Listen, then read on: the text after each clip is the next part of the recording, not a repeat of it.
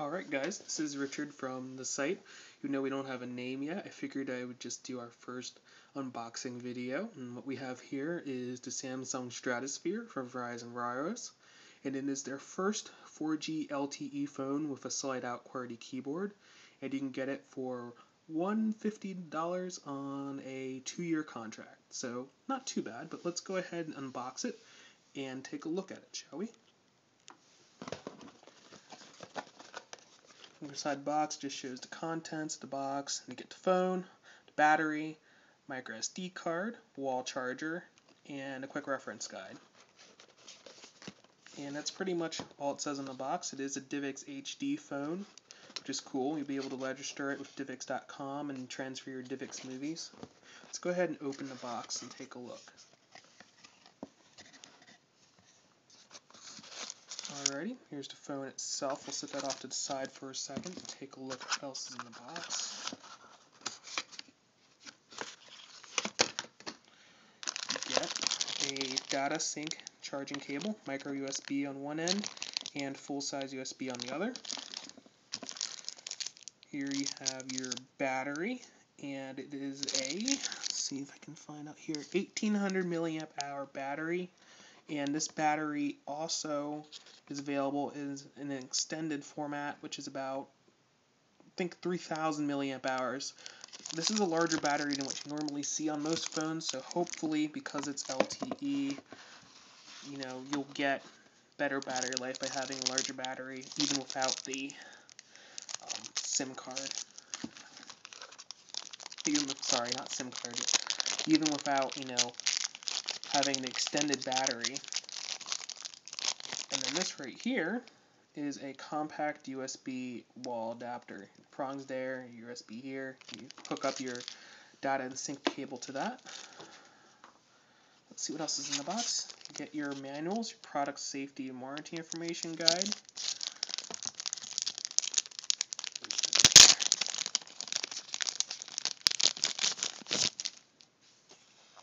Okay, get that.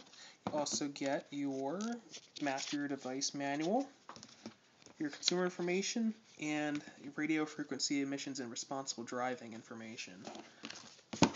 Let's go ahead and get this box out the way. Go ahead and take a look at the phone itself. Now this is a Galaxy S1 class phone, not Galaxy S2.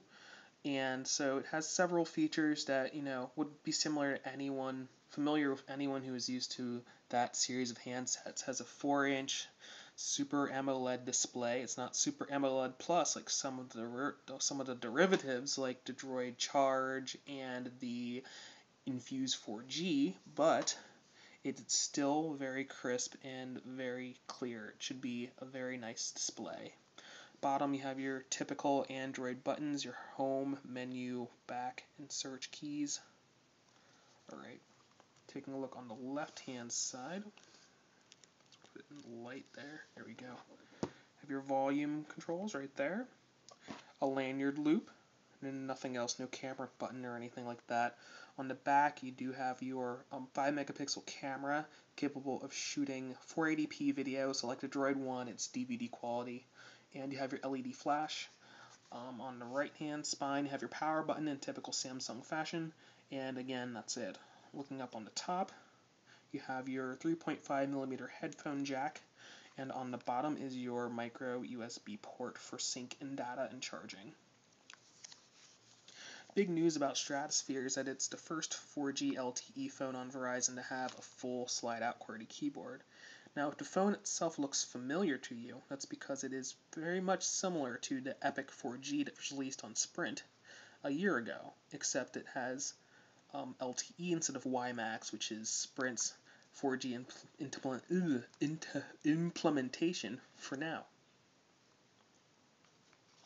Let's go ahead and peel off this protective film there so you can take a better look at the screen. It is Gorilla Glass, which is nice. At the top of that screen is your your speaker grill, and your VGA quality camera with your proximity sensors. You close the phone and peel off the back battery cover here. You'll notice that you'll see the SD card slot, which is on the side. Phone. There we go. Oops, dropped a card. It is a 4 gigabyte. I don't know if you can see that there. 4 gigabyte SanDisk card. So that's always nice to have stuff like that in there.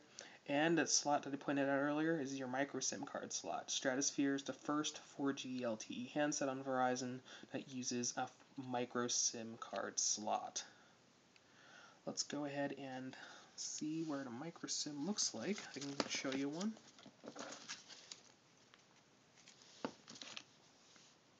Down for a second right there.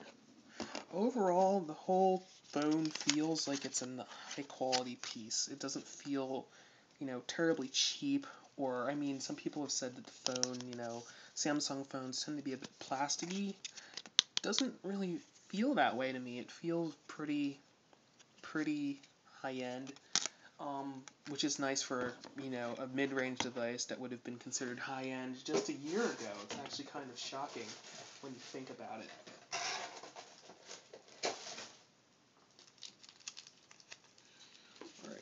When you get the phone, and if you order it from a reseller, or you decide that you don't want them to set up the phone completely in the store, you will receive a full-size 4G SIM card. Now this whole thing is literally a SIM card, but if we open it,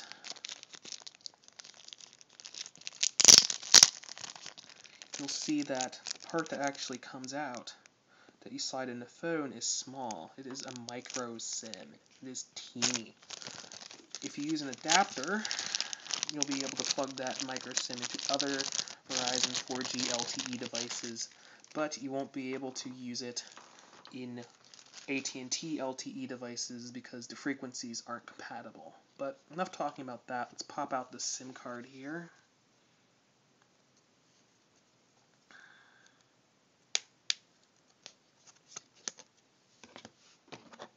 Flip the phone over onto its back. We'll put the SIM card in, and we'll turn it on. It's kind of weird putting a SIM into a Verizon branded device. This is my first experience setting up an LTE handset compared to the previous handset that I currently use as my daily driver, which is a Droid 1. Take the battery out. There we go. Definitely not a cornstarch bag like the HTC devices, so the plastic's a bit harder to get off. Let's go ahead and pop in the battery. And we'll pop on the back battery cover. So far, materials quality seems to be right up there. The slider has a nice action to it.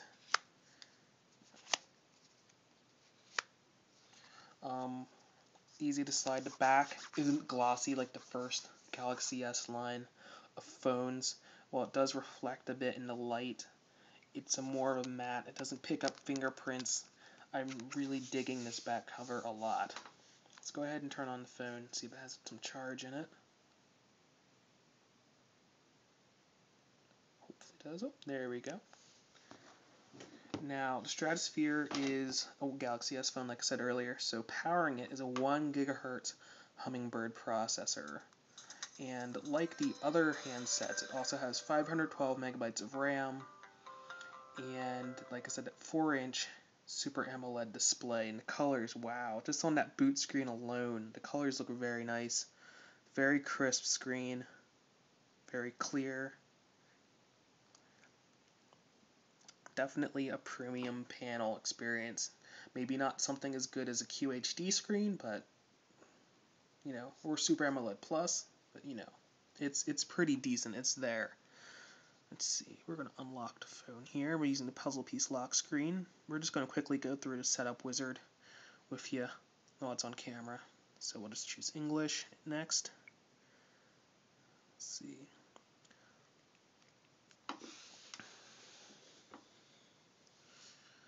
See what else comes on this phone.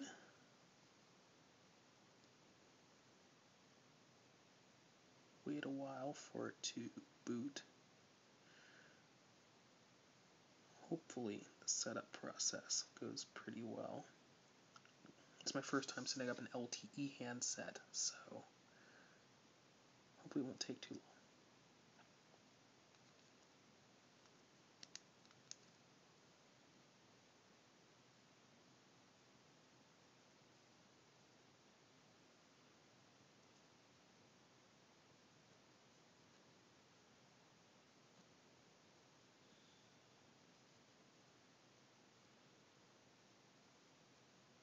Alright, then let's see, we'll give it a few more minutes.